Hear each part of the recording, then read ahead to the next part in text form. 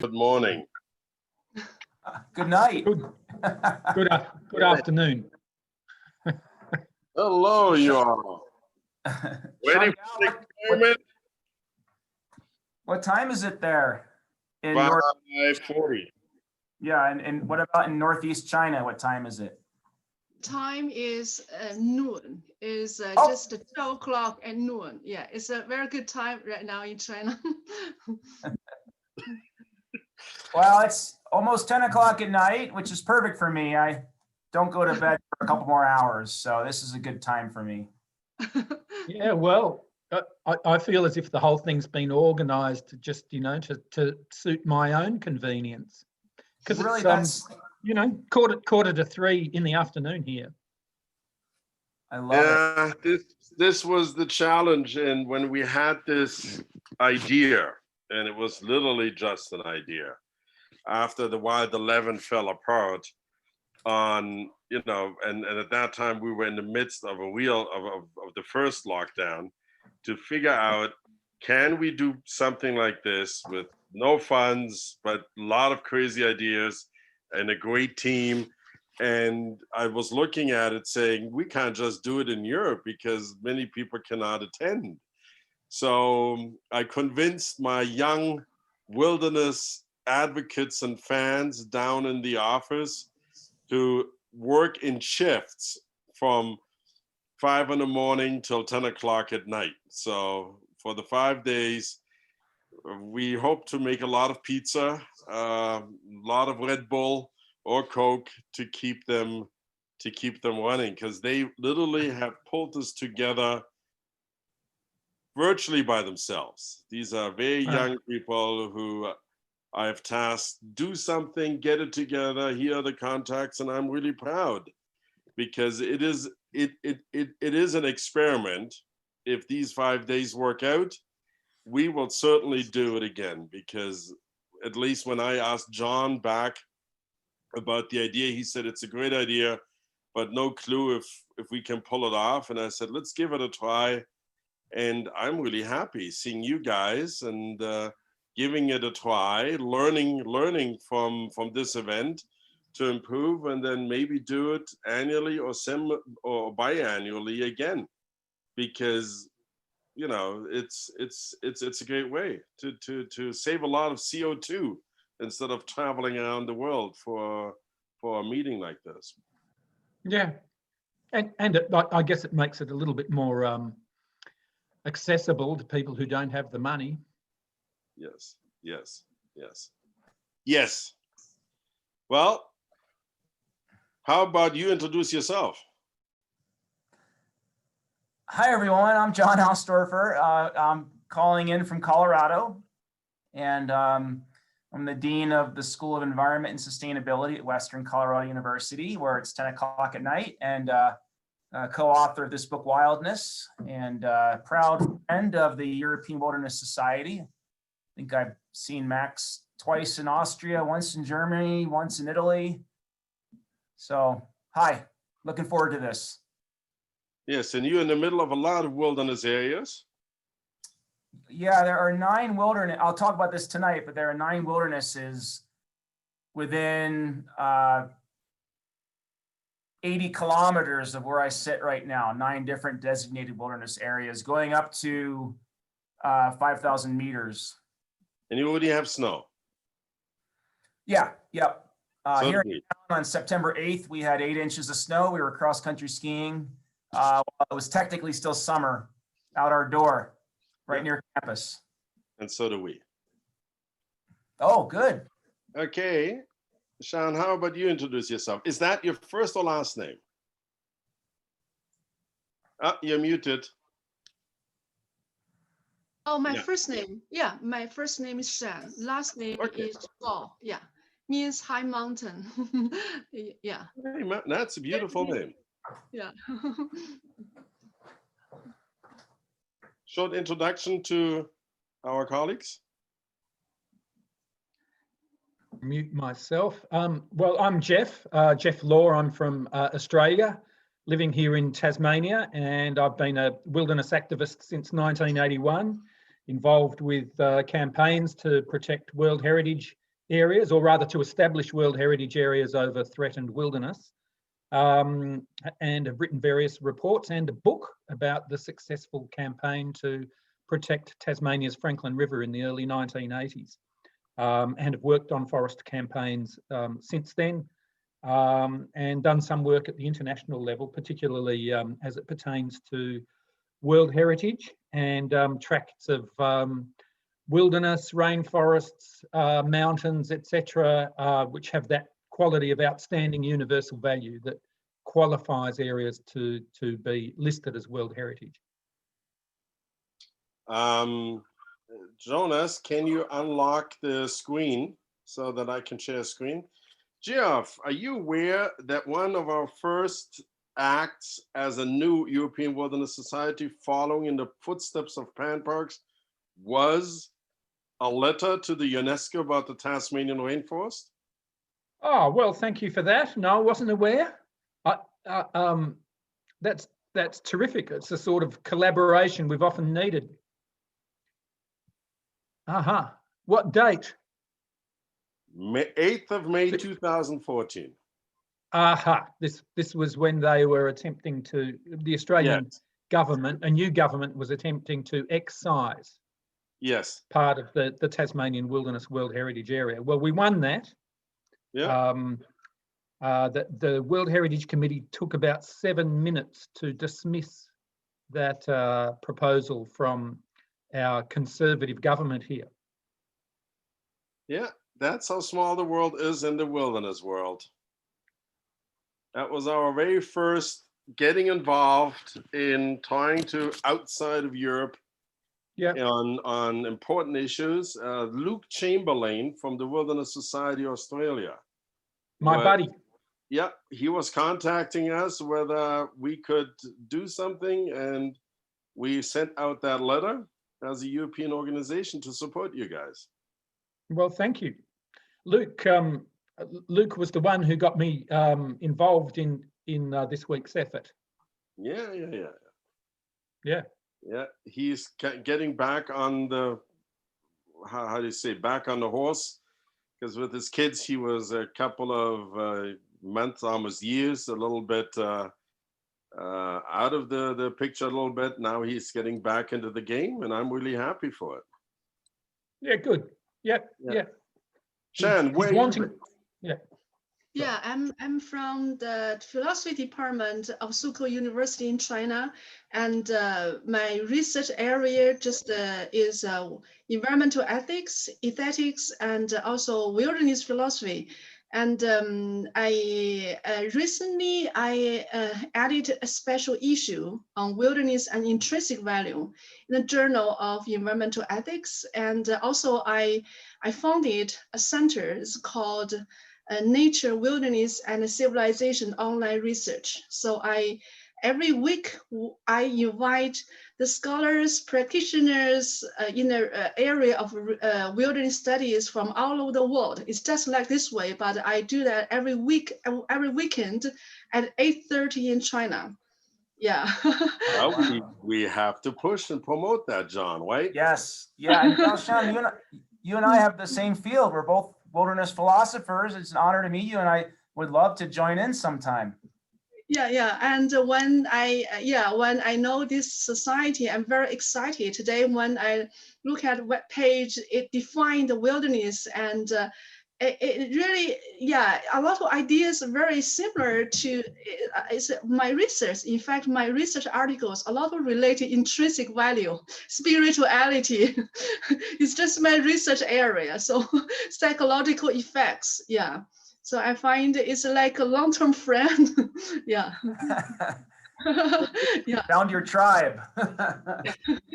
Well, it was a conscious decision because just give you a 2-minute history of the European Wilderness Society.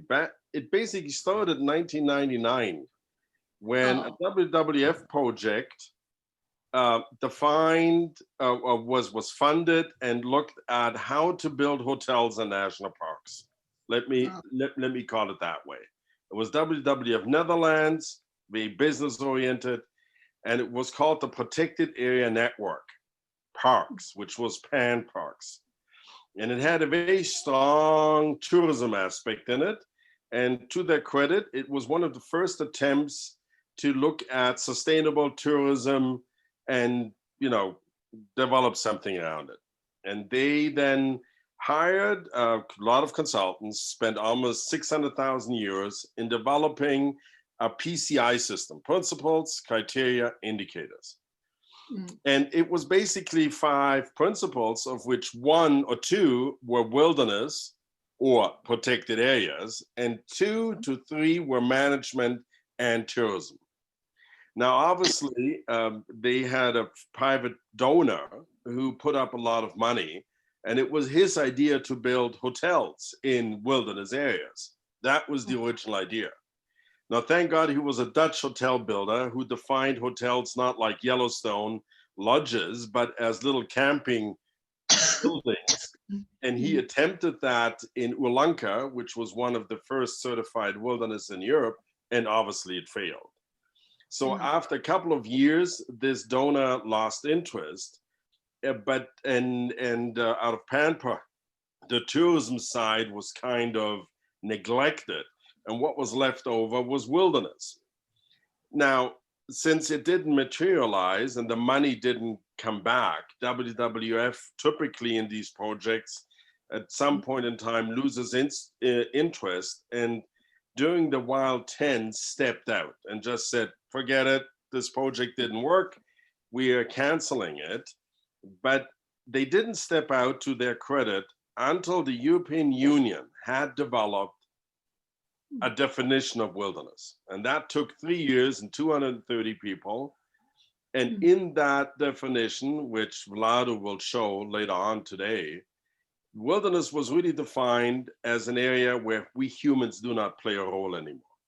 So no logging, no tourism in the sense that you can go bicycling, you can go hiking, but there should not be hiking trails, no fishing, no berry collection, really nothing in the core zone.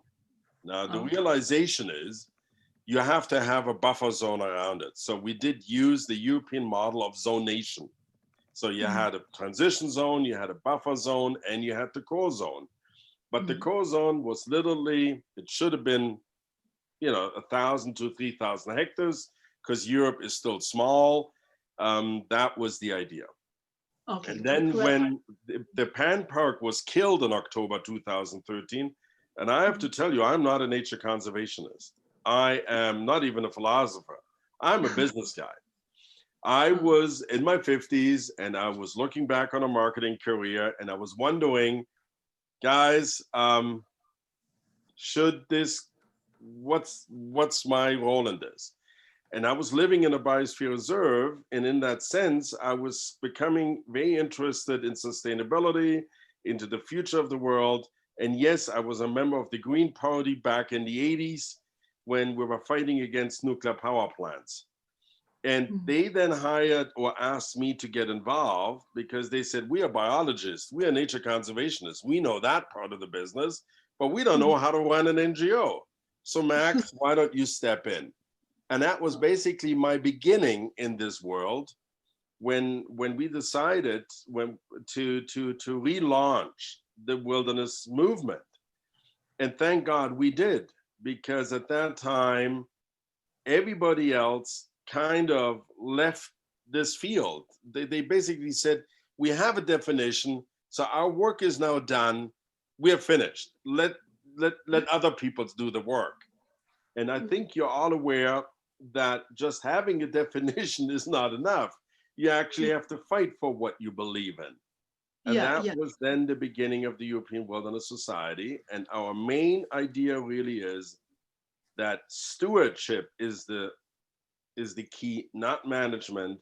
And this ethical, philosophical, like I will talk tomorrow about wild art, this aspect was totally neglected because most researchers define wilderness, is there a species, how many species are there, and using very scientific data to define wilderness, which I think is not enough. It's not, I like the word stewardship. Yeah, in fact, I participate in a book. It called is called environmental stewardship. Yeah. That is not just technology, science to define wilderness. So this is it's very important because a lot of definitions only treat wilderness as just a technical object. That is wrong. Yes. Technical object, yes, yeah. And if one of the parameters of the technical definition doesn't fit, I was asked the question, okay, so you don't have 3 species, indicator species, you only have 2. Does it mean now it's not wilderness? And everybody goes, and I said, see, our human system that we always use, especially in the case of wilderness. Max, I think that's why the 300 indicators that you and Vlado have developed are really important. And I say this as a philosopher so that we do not get lost in the abstract, so that you literally have indicators where you're measuring, based on concrete metrics, how the intrinsic values is expressing itself, and which management practices, and I know you don't like the word management, which practices enhance that wildness. And so I think the combination of philosophy with the indicators you developed is really important. One without the other, either way, is missing something.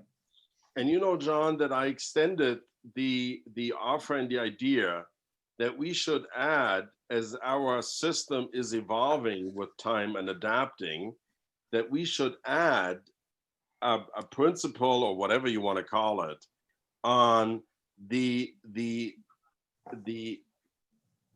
ethical attitude, the philosophical attitude of the protected area stewards. Because at the moment, all we are saying is there somebody taking care of this wilderness? What we are not really looking at, are these people just scientists that believe in just numbers, or do they share this common belief?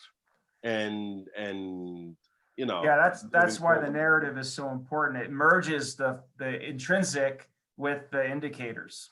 Yeah. So, and it allows it to be place-based, so we don't get too, well, I guess we'll talk about this later, but didn't mean to interrupt. I just wanted to mention how much I liked your indicators. Yes. So pardon me if I'm a little bit behind, but have we started the panel discussion yet? As I said, it's an undefined, open-ended process. I hereby welcome our first viewers. Thanks for Geoff to bring it back down to the basics. Yes, I'm Max Rossberg from the European Wilderness Society. I'm gifted with having a very young and very energetic team who supported me in pulling together the impossible for such a small organization as we are, to start this International Wilderness Week. The idea is here to bring together wilderness advocates from around the world to share what we see as the threats, but also the opportunities, the different approaches, the different ideas, the different concepts, and sharing that with each other. We took 5 days, and we are working, as we just introduced each other, across many different time zones. So the 20 euros that most of you have donated is enough to buy the pizza and the coffee for the young team down in the main office. I'm in my home office, and you can all figure out why I'm in a home office. And yes, we would like to open this short little panel discussion about wilderness, its opportunities, threats, and you were already listening in a short little conversation about the intrinsic values of wilderness. Let me introduce to you Geoff, John, and Shan, and they will quickly say one word or one sentence about what they are, and let's start off this beautiful week. Well, hi there. I'm Geoff Law. I'm an Australian conservationist. I've worked for since 1981 as an activist to protect wilderness, particularly here in Tasmania, to protect old growth forests from logging, to stop huge dams on rivers and to create and extend significant World Heritage Areas and national parks. I've spent a lot of my working life with the Wilderness Society of Australia, and it's an absolute pleasure and honour to be here as part of Wilderness Week, and thanks very much to the organisers and for the invitation. And I'm sure it'll be an extremely rewarding week.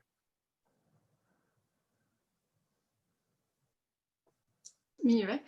Hello, everyone. My name is Shan, and I'm currently working as an associate professor in the Department of Philosophy at the University of Suzhou University in China. And my research areas is environmental ethics, aesthetics, and also comparative philosophy between China and the West in the field of environmental humanities. And I will introduce in detail about my thoughts and also my research on like value dimension in the wilderness later. And I think my strong passion towards wilderness research starts from my outdoor courses. I will introduce that later.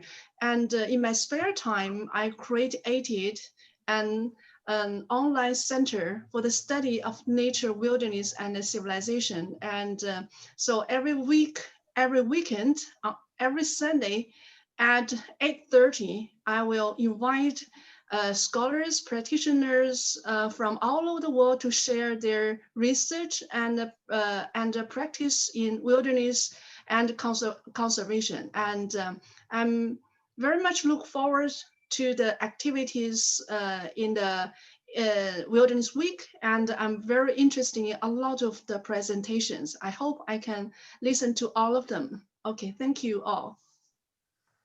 Yeah, it's such an honor to be here. Thank you, Max and European Wilderness Society, for inviting me. Geoff Law and I figured out, like, anything you're worried about with the American election, Geoff and I figured it all out earlier. I think that was recorded. And then Shan Gao, I learned that your name means high mountain today. And I run the Center for Mountain Transitions here at Western. I'm the Dean of the School of Environment and Sustainability. I'm also co-editor and author of this book, Wildness. And so one of the distinctions I'll make both tonight and when some of my co-authors talk Wednesday is between capital W wilderness in terms of designated acreage of public land that meets the kinds of indicators that Max and Vlado work on versus lowercase w wildness. And the way I define that is anything wild is any being, community, or system that can renew itself without dominating the capacity of another being, community, or system to renew itself. And that's a really complicated state of being for something to reach, but that's the beauty of wildness. So thanks, everyone. Yeah, as you can already see, there's a very diverse group, and I am, I'm really glad because John lives in the country, which with the Wilderness Act in 1964 kind of kicked off, at least formally. I mean, it took more than 100 years, and we have Mr. Zanizer, I think you saw that, who will actually share with us some of That's the exciting. first steps into the wilderness movement. And we were happy to even meet Stuart Brandberg, or called Brandy, who was one of the founding members of the Wilderness Act back in the days when, and Geoff, who's been fighting for the Tasmanian forest. And we just found out there's a link between the Australia and even Europe, because in one of the first acts in 2014 of us was kick the UNESCO's butt in not delisting the Tasmanian forest as a UNESCO World Heritage Site. But let me quickly turn to Shan. I mean, for many of us living in these parts of the world, China is not automatically associated with the word wilderness. I mean, China is associated with many, many different words, but not wilderness. Maybe you can share some ideas about what is happening with the wilderness movement, the wilderness idea. Is there interest? Is it on the agenda? Is it something that engages young people or even older people like us? What's going on there?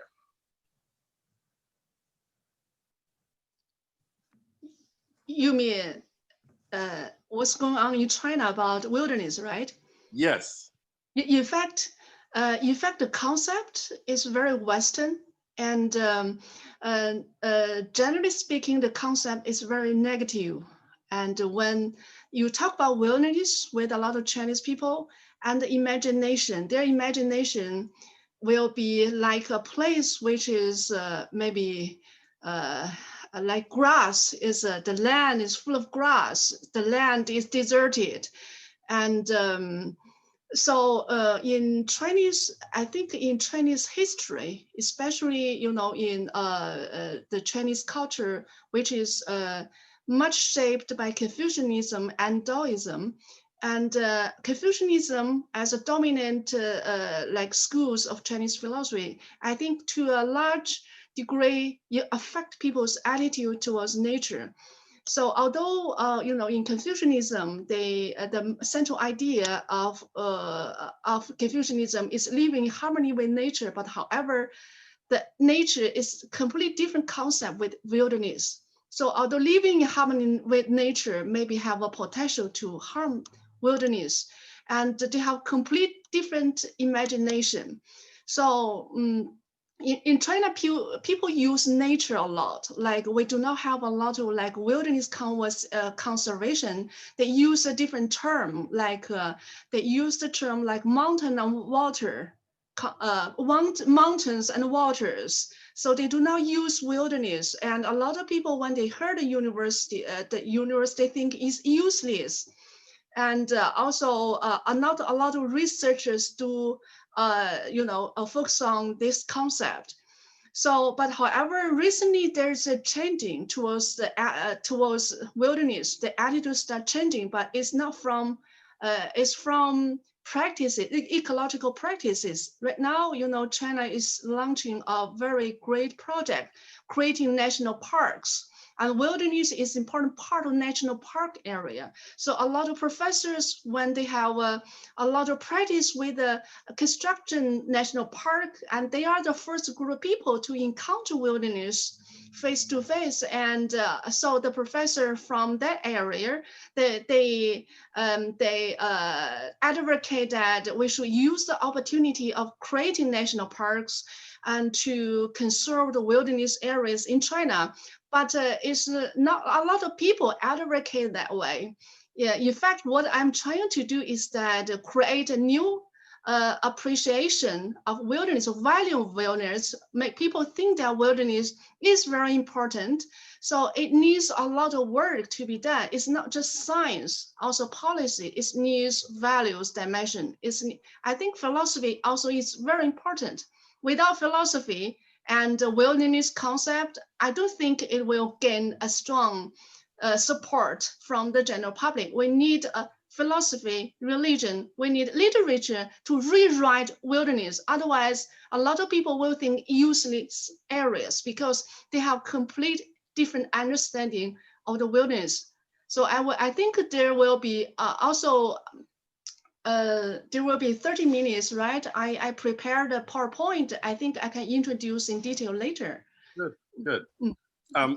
It's kind of very interesting because the term wilderness, John, was basically created over a period of 150 years, as we found out when the German Dauerbald philosophy started in Germany, which was a very Prussian organized way of organizing forests, to then through the Sierra Club evaluating a new Forest Service and leading up to the Wilderness Act.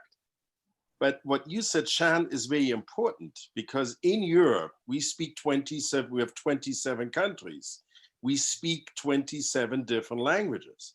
And the amazing thing is that most languages do not have a word for wilderness. Yeah. So one of the conscious decisions we made is we do not translate wilderness into German, into French, into Spanish. We use the word wilderness in its original definition, wilderness. Even the Ukrainian do not have it. In French, it's called the savage area, which is a very negative connotation to it. It's savage is really brutal word for it. The word wilderness in German is called Wildnis, which is an undefined, very open word. It involves, you have wilderness under your bed, you have a wilderness, so it is not very nature focused.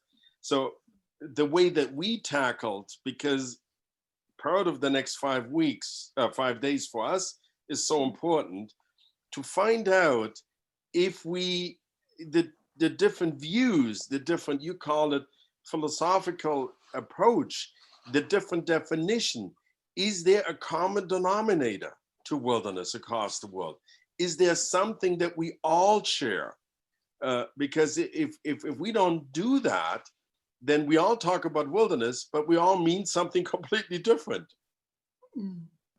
Yeah. You know, Can I just say that in Australia, sorry, John.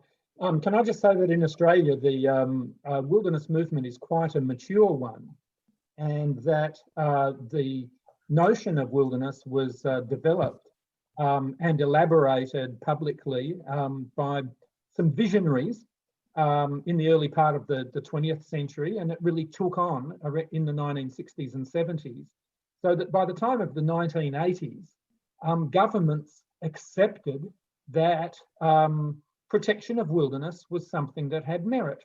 They weren't going to protect every single wilderness, and there were still huge conflicts between resource extraction and protection. But nevertheless, they accepted that wilderness was an important quantity, an important attribute in its own right.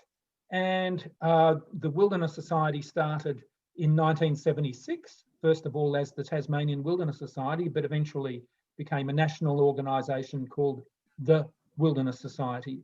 And over 4 decades, it's had an enormous number of successes and achievements, not least wilderness legislation in 2 of Australia's states, not least the protection of large areas of wilderness inside World Heritage areas and national parks. And 3 or 4 years ago, I worked on this book, which is called Wilderness, and is actually a compilation of the history of the Wilderness Society's efforts in Australia to protect places such as the Kakadu tropical wilderness from uranium mining, to stop logging in the North Queensland rainforests, to stop dams and logging here in the Tasmanian wilderness, and so on.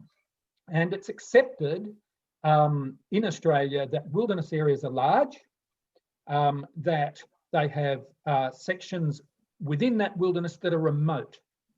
So remote from human intrusions, such as dams, mines, agriculture, roads, etc. Now, of course, we often have to fight rearguard battles, and sometimes, we have to fight against proposals inside designated wilderness areas that would destroy those wilderness areas. But by and large, the concept is accepted, and the reasons for protecting wilderness too are well understood, I think, across the conservation movement. And we often talk about wilderness areas as necessary, as enhancing tourism or enhancing ecological services or for scientific value, etc. But I think at the end of the day, for people involved in this movement, saving wilderness is basically an act of love for the natural world. It's recognising that this wonderful planet that we live on has such a beautiful natural entities, landforms, life forms, and that they require our attention. And it's the ultimate act of altruism, really, on the part of our species to protect other species, to protect other life forms, and even supposedly inanimate entities such as glaciers or rocks or mountains or gorges and so on.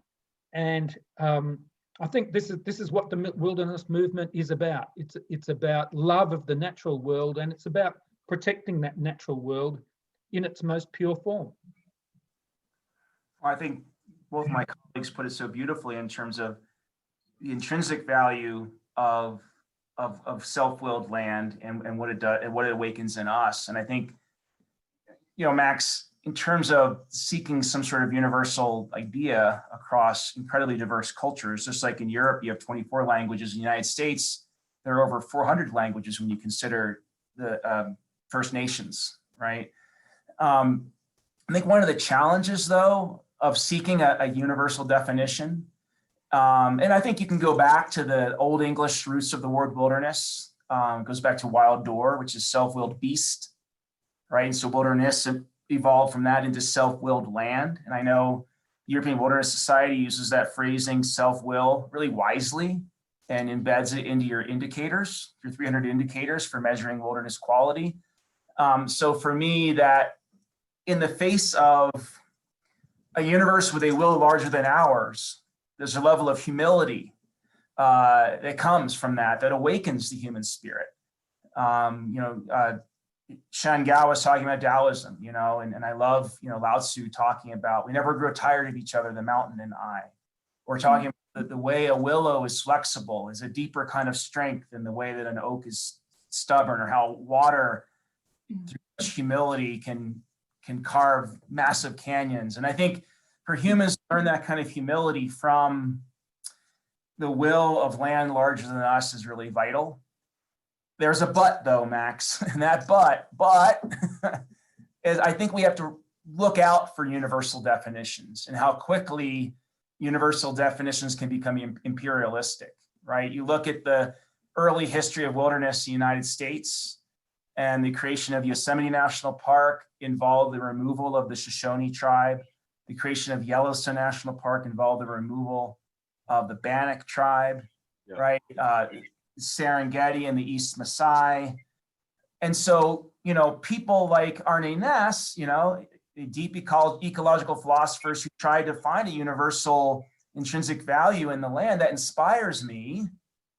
It's also problematic because people like Arne Naess wanted to take from, say, Hinduism, or say the way in which the Buddhists are concerned that desire is a source of suffering and desire is what causes us to destroy wilderness, right?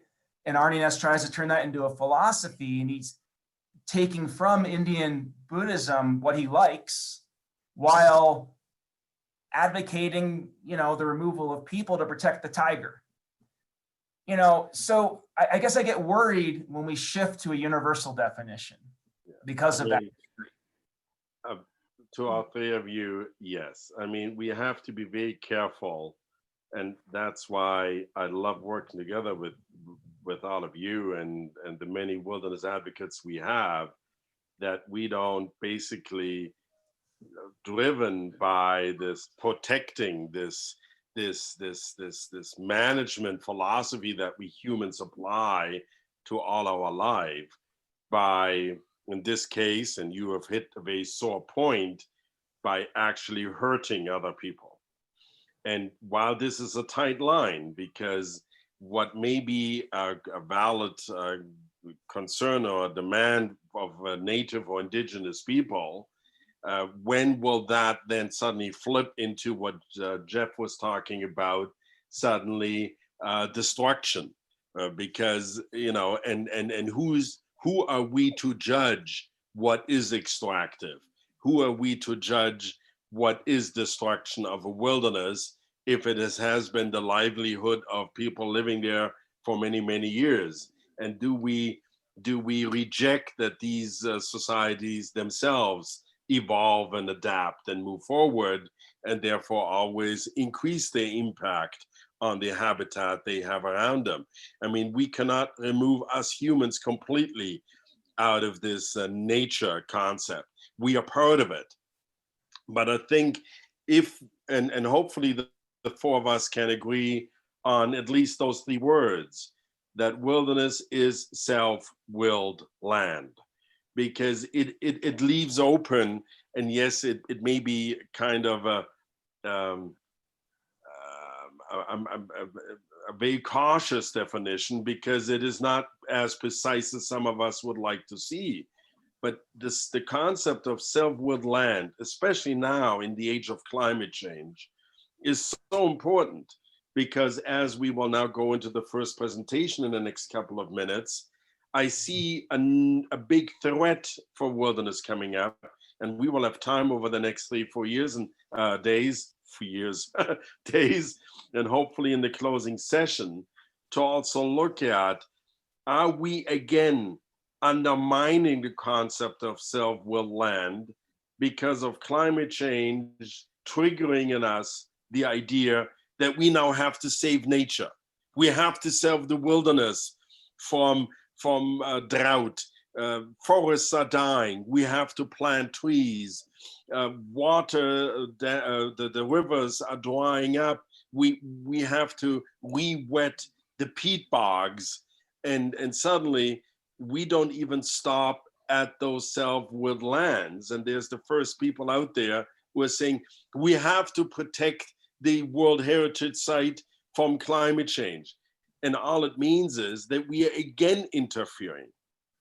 And with that, I think there's a lot of room for the challenges that are coming up, caused by ourselves. And I see that Geoff asked a question here, asking for folks to elaborate on self-willed land. And if I may, I'd like to complicate it a little bit, Max. You know, as someone who is really just beginning to work more and more with Native American communities, you know, I'm learning more and more how vital Native American land use was in accelerating the will of the land, right? So there are 250 plant species per hectare under the buffalo, partly because of how Plains tribes relied on the buffalo and included burning. And there is a role historically in humans accelerating the will of the land. There are some who argue that in indigenous settings, humans can be a keystone species. And so I think we can be participants in we can't separate ourselves from the land and say, here's our will and here's the land's will. That continues the problem of separating humans from nature. And so for me, I'm always interested in how are humans co-creators of wildness with the land, co-creators of enhanced biodiversity through cultural diversity. yes, and let me elaborate quickly on that before we then go into the first presentation. I agree, and I think all of us can agree that we humans play a very, very clear role in everything that involves nature. But the humility, we should have the humility to at least have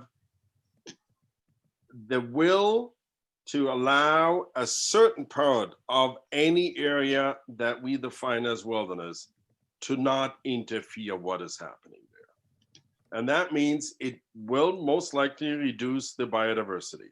I mean, a beech forest, which was originally 75% of the European forest, has a lot less biodiversity than our pastures created by farmers that we now have. And for me, this was very exciting when we had a photo contest about the most beautiful meadow with flowers on it. And we have here a great researcher who was then in the jury, and there was a beautiful photo with lots of flowers on it. And it was obviously by public vote seen as the most beautiful photo that exists. And he looked at it with his little shaking hands and he said, 48 plants, only one is native. And everybody looked at it and said, what do you mean? I know all of these plants. Yes, this one from Africa, this one from America, this one from China. And he pointed out that our drive for biodiversity has also tainted our view of what we believe, and I like Shan's approach, what we believe nature should be. We have this vision, we have this idea that this is good nature and this is bad nature. This is a high biodiversity nature, this one we need to improve. So I think, John, yes, there are areas where absolutely we play a role and we should continue to play a role. And let's face it, we will always be part of this world, at least we hope we will. but who knows? But we should also have the decency to let nature do its thing, whatever that is, in a certain part of the world, because I think we can learn from that. We do not know how climate change, what impact it really will have. We have a lot of models, we have a lot of scientific, predictions, but we don't really know how nature will cope with it. But we all know that it will cope with it. We may have a problem, but nature will not have a problem with climate change. It will adapt. It will change its face. Deserts will turn into forests. Forests will turn into deserts. Nature doesn't give a damn. We have a problem with that. I think there's a limit. There's a limit to that kind of philosophy there, Max, because otherwise wilderness and large areas of natural landscape start to lose all meaning. I mean, if we say that we're going to allow the rigours and ravages of climate change just to unfold without any kind of human intervention to mitigate them across huge landscapes, then in Tasmania, for example, we would lose life forms that have been around since the Cretaceous, because they will burn in the bushfires that have not occurred here during all of that time, during those millions of years, because now we are experiencing hotter, drier conditions than ever before. And this is threatening ancient conifers, pine trees, which do not recover after fire. So we have the situation in the Tasmanian wilderness, in areas designated as wilderness, where we, the conservation movement, the wilderness movement, we support the fighting of bushfires in those areas, because they are burning into places that have not experienced fire in 150 million years. And if those fires were to proceed over the course of coming decades, we would lose extraordinary life forms and all of the other life forms that depend on them. So I think we need to have a kind of realism when it comes to dealing with climate change and recognising its impacts and our role in having the future of certain life forms in our hands. Can I ask Shan Gao a question, Max? Shan, may I? When I think about what Geoff just said and what Max just said, it's like, with climate change, our will is in all land now. So you can't separate human will from the will of land. And Shan Gao, I really like the way you talked about intrinsic value. Do you feel like for intrinsic value of the land to exist, humans need to be out, or can humans enhance intrinsic value? In fact, I'm talking about intrinsic values from the perspective of comparative philosophy, comparative environmental ethics, because in fact, intrinsic value is very popular in the professional literature of environmental ethics in the West, such as, deep ecology. Arnaz used intrinsic value. Also, Paul Taylor used intrinsic value. Also, Rossberg used the concept to construct a theory of environmental ethics. But however, this concept, has very complicated foundations. They contain some metaphysical, epistemological, ethical foundations, which doesn't fit with the Chinese very long-term philosophical tradition, which are dominated by Confucianism, Taoism, and Chan Buddhism. So I think even it's difficult for people to accept the term like everything has intrinsic value. So because people value nature but people do value nature, but it's not nature. They value the relationship between human beings and nature. So in China, they use there's a concept, it's called all things under heaven.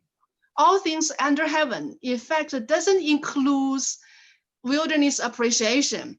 So the appreciation of nature is based on, I think, agrarian culture. Like in China, there's at least 20 terms to express the concept of nature, like the land, the soil, the wind, the water and wind and mountains and yeah, there's at least 20 terms.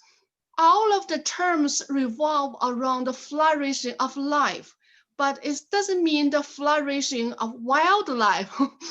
It's flourishing of life, which human beings have experienced. Like we have experience of the flourishing of life within a farming land. And so when all the element contributes the life within the farming land, within the human beings community, they will think it's beautiful. So we have complete different aesthetic appreciation of nature. Like in the Suzhou, I live in Suzhou, and there are a lot of famous gardens. Have you heard about that? The Suzhou is very famous for the gardens. So the gardens, the idea is that people try to move the elements from wilderness into a living area. So they reconstruct the wilderness based on the human standards of aesthetic appreciation of nature. So a lot of people think it's beautiful, but maybe from the wilderness appreciation, it's a little ugly. So that is, yeah, a lot of different practices happening in China, and sometimes people like to construct a gardens within a wilderness area. So they think the nature need to be tamed, need to cultivate it. In that way, nature has value. So intrinsic value in wilderness is a very new concept, I think. I think if you want to, I think in order to make people appreciate intrinsic value, we cannot use the Western framework, philosophical framework, because it's very in conflict. We need to different way. I argue that we can use direct experience. So wilderness, direct experience of the wilderness areas. They can give people a new inspiration. They find a new time, a new space in wilderness and new things, and very different from the time and space and the animals and plants when they encounter in the city and in the farmland. So that way it can promote people to rediscover their conception of nature. They need, I think we really need a lot of reconstruction framework, also need a direct experience. Yeah. Yes. Okay. We will start off with Shan. Let me rest you assured that even in the European culture, we have the same challenges. We would like to have a wilderness without dead trees. If a forest has got dead trees, it's ugly. We like to do it. And Geoff, I would like to invite the four of you, not today, but we will stay definitely in touch, to continue on this topic, because I think you touched on a very sensitive issue there, Geoff, that I would like with all of you to discuss further. Where are the limits to us trying to mitigate things that we may be the cause of? And climate change is, for me, one of those things. Like, and this is food for thought, and we will now start the first presentation. But as a food of thought, it's not just forest fires, it's invasive species. Where do we impose our view, our desire to conserve, our desire to save an animal into what wilderness really is? And where are the limits to this? Like, fighting one forest fire is okay, but what happens if the whole Tasmanian forest will suddenly burn? Is it then not a wilderness anymore just because a few species have been gone, the forests are gone? In our concept, even a desert is a wilderness. And whatever caused the desert. And if we go back 5 billion years, the face of this nation Earth has changed continuously. And we have suddenly, as ecosystems engineers, the ability, the power to really manipulate in large scale this nature. And I think there is the bridge to the indigenous people, because they were ecosystem engineers, yes, but to the degree that we now have it is a total different concept. So Jonas, I would like to quickly introduce Gintara, who is one of the two young people running the show in a shift, and Jonas, who just finished his master's, by the way, on the yaks in Nepal and the grazing, depending upon the cyclical development. Jonas is the master of ceremonies. He's the guy running the show here at the moment until the next shift takes over. I'm stepping out. Geoff, John, and Shan, we will continue the discussion for sure. I would love to join your session on the Sunday. And Geoff, we will also continue on this topic as well. Thank you, everybody. It's an honor. Yeah. Really great to Thank you meet very much. Yeah.